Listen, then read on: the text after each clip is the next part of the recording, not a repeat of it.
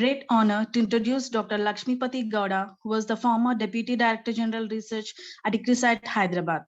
He earlier worked at ICRISAT as Director Grain Legumes Research Program and Director of Crop Improvement Program.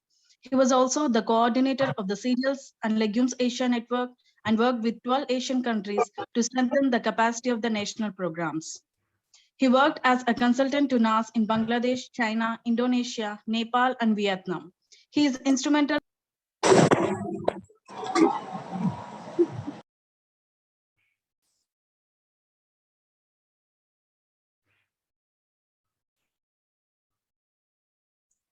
Go ahead, Swarna. Hello, am I audible, sir? Yes, yes. Yeah. Okay. It is a great honor to introduce Dr. Lakshmipathi Gowda, who was the former Deputy Director General Research at ICRISAT, Hyderabad. He earlier worked at ICRISAT as Director Grain Legumes Research Program and Director of Crop Improvement Program. He was also the coordinator of the Cereals and Legumes Asia Network and worked with 12 Asian countries to strengthen the capacity of the national programs. He worked as a consultant to NAS in Bangladesh, China, Indonesia, Nepal, and Vietnam. He is instrumental in release of more than 70 high-yielding chickpea varieties in 30 countries that have made significant impacts in farmers' fields. He received more than 30 awards, honors, and recognitions from various countries across the world. He traveled more than 40 countries and has a credit of more than 360 publications. He is currently one of the co-founder of the GRSV Consulting Services, which provides consultancy support to institutions and individuals in areas related to agricultural research and development. We welcome you, sir. Thank you, Dr. Swarna.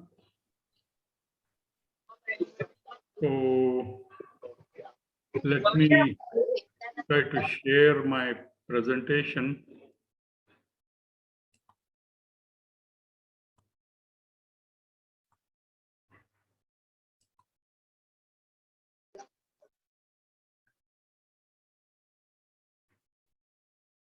So do you want me to share from here? Is it visible now, Dr. Elangovan? Not yet come, sir. It is on my screen. Shall I do it from here, sir?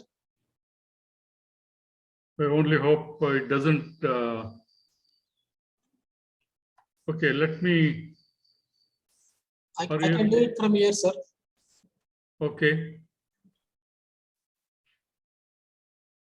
Elangovan, you can share.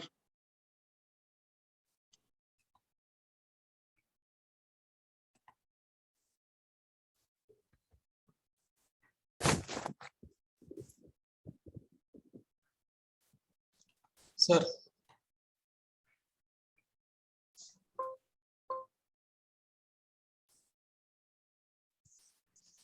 Okay. So can you make it? I am sharing the slides, sir. Please go ahead, sir. Okay. So maybe you can make it full screen, Dr. Elangovan. I made it, sir. Right. So good afternoon, everyone. I'm going to speak briefly on the adaptation strategies for agriculture. Next, please. As we all know, the biggest global challenge is the looming.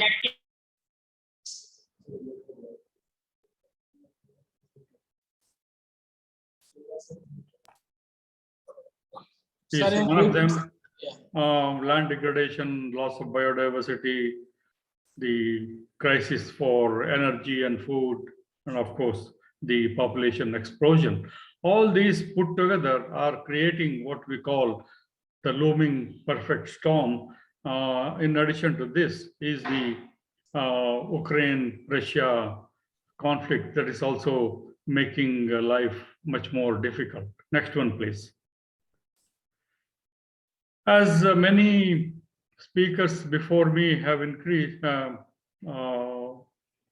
informed, global warming is truly there. And as you can see, the warming trends since 1979 the warming at the surface, except in the Eastern Pacific and the Southern Ocean and parts of Antarctica is there. So land warming is significantly faster than the ocean in the last 20 years. And the mid-troposphere warming is consistent with that at the surface. Next one, please. Earth currently is about 1 degree. It was 0.98 in 2020. So extrapolated that it could be around 1 degree Celsius warmer than 1860. Drought is increasing. Next one. And we expect that there will be more severe droughts, as you can see, compared to the decadal trend from 2000 to 2046, and then look at 2050 to 2096. So there is an increasing trend towards more severe droughts. Next one, please. And again, the both physical as well as the economic scarcity of water. What I mean, water scarcity is that water may be available, but then people don't have the capacity to buy that water for their use, either personal use or for other purposes, including agriculture. Next one, please. And an additional disadvantage for agriculture is that climate change is reducing the length of the growing season.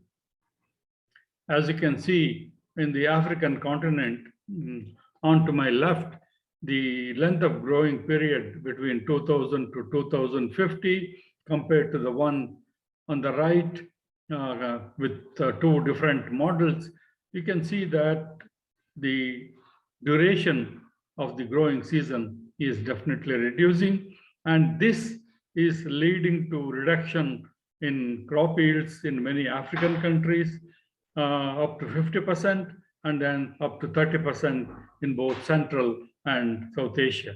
Next one. And again, as Dr. Prabhakar mentioned, the concentration of CO2, I think his is the latest, so it's around 400 ppm currently, as against much lower levels in the many years before. Next one, please. If you look at the vulnerability of Asian agriculture to climate change, as you can see here, except in the Central Asia and the Tibetan Plateau, all other areas in Central Asia, in the temperate Asia, and also in the tropical Asia, both South and Southeast Asia, all the three areas in terms of food and fiber production, the water resources, and the coastal ecosystems are listed as highly vulnerable to climate change. Next one. In terms of the other two, including Dr. Jackie Hughes, all the three presentations did mention about the effects of climate change on crop yields. This is the kind of broad brush picture of what will happen by 2080. And as you can see, most countries, there is going to be potential change in the yield of cereals by the next 3 to 4 decades. Next one, please.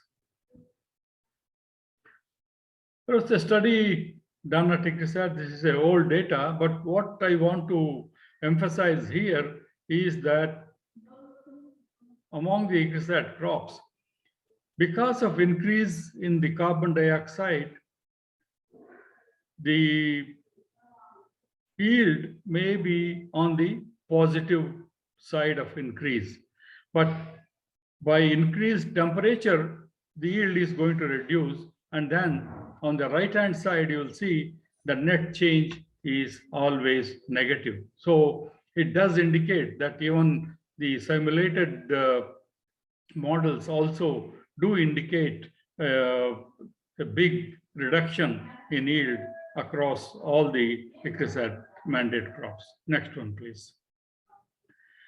So this is a graph that shows the impact of climate change on wheat yields. You have two graphs for each year.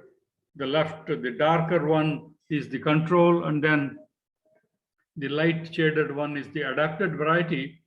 And although by 2000, they are at the same level, but if you go towards 2050 and 2080, the yield is going to reduce by almost 45%, and the reduction will be much more in the control variety than the climate adapted variety, although the total yield is expected to be much, much less. Next one, please. This is going to be much more so in terms of yield loss in potato. I just took random examples which have shown a lot of changes, and compared to 2020, which is yield loss is about 3%, by 2050, we expect around 14% loss in potato productivity by 2050. Next one, please. So this is another study on both soybean and chickpea cropping systems at Dharwad. All that I wanted to emphasize here is that soybean yields could reduce by about 31% with a 2°C increase under reduced rainfall scenario. It could even reduce by up to 60%. On the lower graph, the chickpea yield could reduce by 42% with a 2°C low rainfall, and it could even go down under the low rainfall area scenario by about 74%. This also indicates that winter crops such as chickpea could see a higher decrease in yield compared to the summer or rainy season crops. Next one, please. This is just an example to say that climate change is going to affect many areas. This is a long-term data of moisture index from Nalgonda district in Telangana. And between 1971 to 2004, you can see that from a dry, subhumid region, it is going towards arid region in Nalgonda. Maybe in another 10 to 20 years, Nalgonda may become one of the arid areas within southern India. Next one, please. Like what has happened in Anantapur. Next one. Again, if you look at the scenario here, there are going to be increased dryland areas due to climate change in the whole of India. And as you can see here, between 1971-90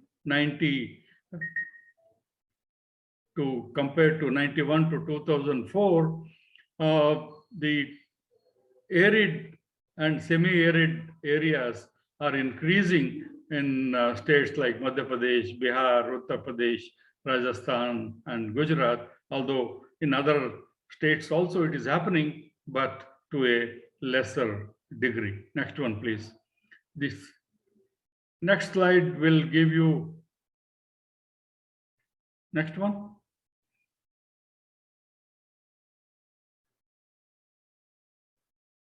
Yeah, this will give you a better idea of what is happening. On the first bullet says the semi-arid areas have increased by 8.5 million hectare in Madhya Pradesh, Bihar, UP, Karnataka, and Punjab, and overall 3.4 million area has been added to the semi-arid tropics. And both dryness and wetness are increasing in different parts of India. So that is the scenario that we are going to have for the future. Next one, please. So the potential impacts of climate change, as you can see in this, is that crop area loss would be about more than 1.9 million square kilometers. And then, of course, there will also be a gain because, as Dr. Prabhakar was mentioning, some of the temperate areas or the hilly areas, new areas will get opened up. So that is the scenario that we are going to have. We are going to lose cultivated area in some portion of the world, whereas we may be opening up new areas in other parts of the world.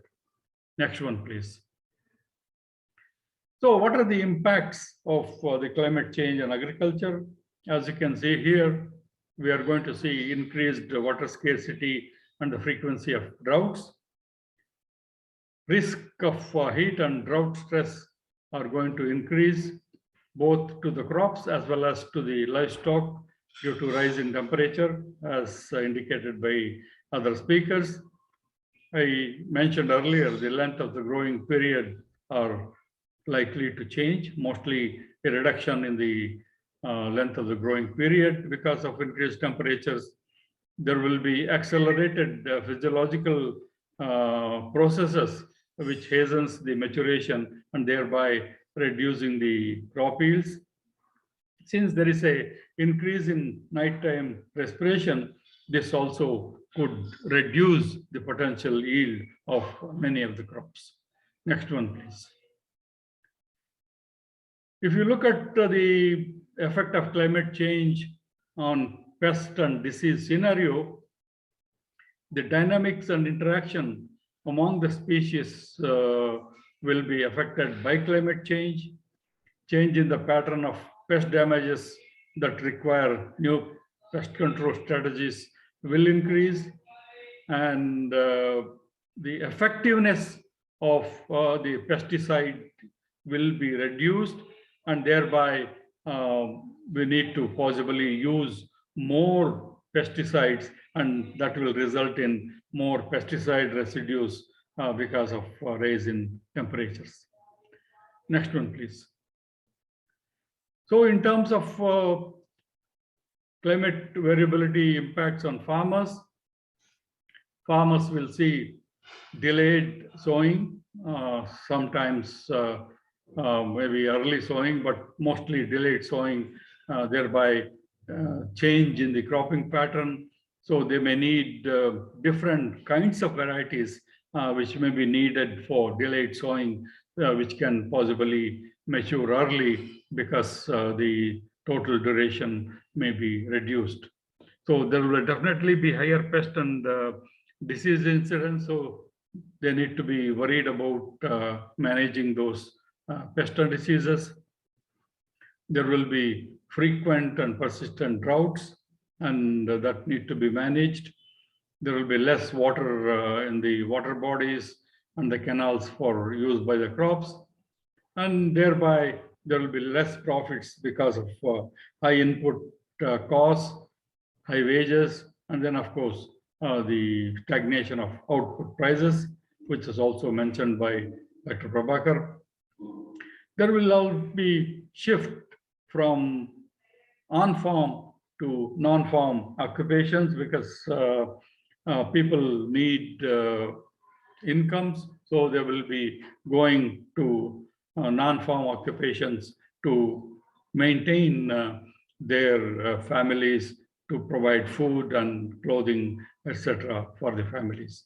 This will also definitely lead to a lot of migration across the villages, from villages to cities, and cities to again maybe to the villages, because many people don't want to stay in cities nowadays, and then many of people may divest the assets that they have to manage the families. Next one, please. So this is a graph which I would like to emphasize upon, which we call it the hypothesis of hope. This was formulated by one of our earlier scientists, Dr. Peter Cooper. And if you see the leftmost and the rightmost, the blue boxes, the left one is the low input practices and the current climate. Whereas on the right is the improved practices with improved germplasm, which means climate change adapted germplasm, but with the current climate. So that is the current climate yield gap. So that is the very huge gap that we are seeing now. But if you see the first blue box and then the next blue box, the red box onto the blue one, the small one is low input practices with climate change. The blue one is low input practices with the current climate. So you will see that there is hardly any difference under the low input practices. So which means a smallholder farmer following low input practices may not really find that much of a reduction in yield. But you see the third or the middle box where it says improved practices with the climate change. So improved practices under the climate change can increase the yield to a large extent, and that is what we call the yield gap 1.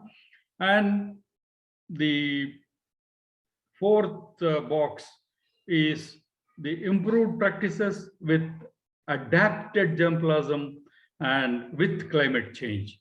So that is again, there is a increase in yield. Whereas if you compare the fourth one with the last, the blue one, there is still a small gap because of the climate change that has happened. And all that I wanted to emphasize here is climate change will happen, because that is for certain. But as I said earlier, with technology and with innovations and with right policies, we can manage. And that is what I call the hypothesis of hope. With the right technology, with the right science, with the right policies, we can still manage to produce enough food for the population with the right kind of attitude that all of us can have. Next one, please. For all this to happen, we need to get ahead of the climate change, which means we need to have, as people said, adapted climate change, adapted varieties. As you can see here, we have 3 different varieties: the super early, the extra early, and the early maturing varieties, because we need to stay ahead of the game with very proactive breeding program. And also we need to develop core modeling capacities to ensure that this is maintained in all aspects of our work. Next one, please.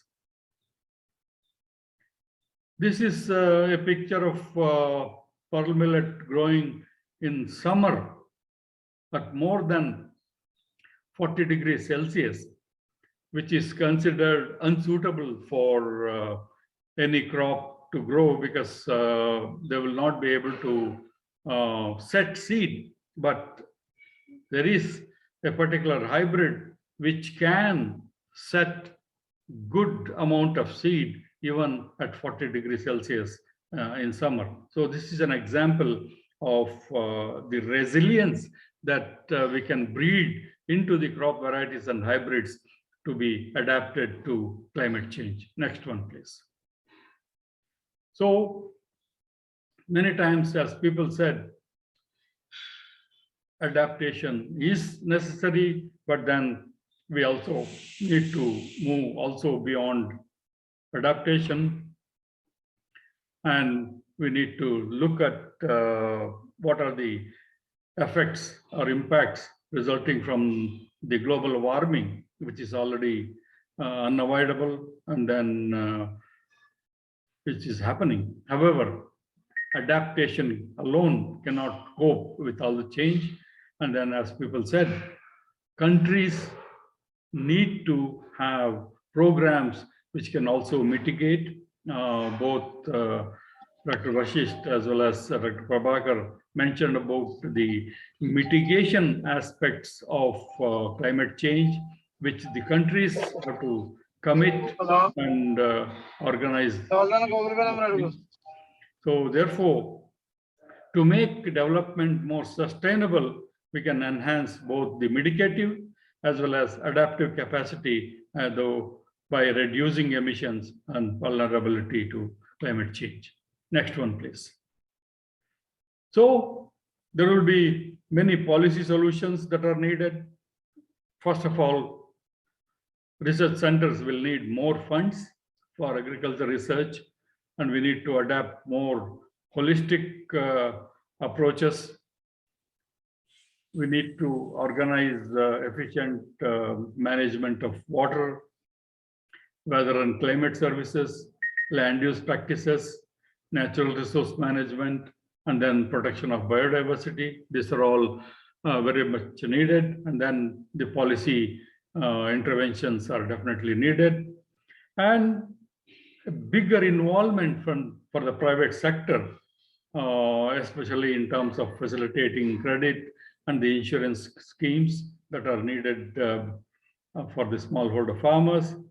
We also need policies that can help value chains. The smallholder farmers' role and participation in carbon emission trading schemes need to be enhanced and encouraged. And then, of course, we need to build capacity for collective action, not only for the farming community, but even the general public. For example, water literacy, that means efficient use of water in the households, how we can reduce water use or excess use of water or wastage of water. So those things also need to be enhanced to the whole population. Next one, please. So, as I said, we have no time to lose. Global warming tolerance thresholds are not too far. 2 degrees or 1.5 degrees could come very soon. Both adaptation and mitigation strategies are very crucial and critical. All countries must show the necessary political will. And of course, we need to generate bigger money to combat the current damages and also to cope with the future risks. I think that is all that I had, ladies and gentlemen, and thank you very much for your listening. Thank you.